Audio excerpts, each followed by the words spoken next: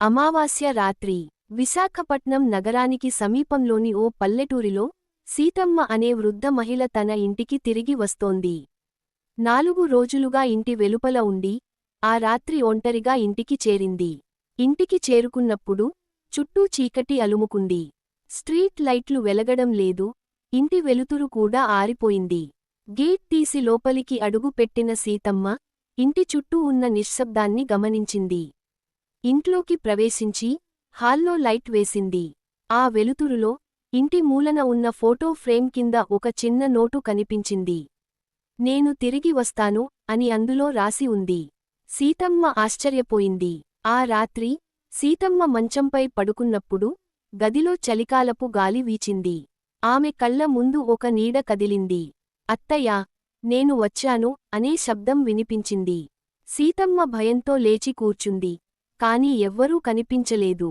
ఆమె గదిలోని పాత రేడియో స్వయంగా ఆన్ అయింది.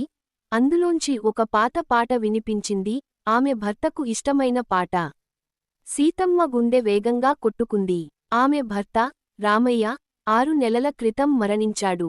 కాని ఆ రాత్రి అతని ఆత్మ తిరిగి వచ్చినట్లు అనిపించింది.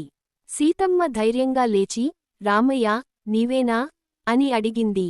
ఆ శబ్దం మళ్ళీ వినిపించింది. అత్తయ్య, నేను వచ్చాను. సీతమ్మ గుండె ఆగిపోయినట్లు అనిపించింది. ఆమె కళ్ళ ముందు రామయ్య ఆకారం కనిపించింది. కాని అది మసకబారిన నీడలాగా ఉంది. ఆ రాత్రి సీతమ్మ ఇంటి చుట్టూ అనేక వింత సంఘటనలు జరిగాయి. గడియారం స్వయంగా ఆగిపోయింది, ఫోటోలు నేలపై పడిపోయాయి, మరియు ఇంటి చుట్టూ నడిచే శబ్దాలు వినిపించాయి.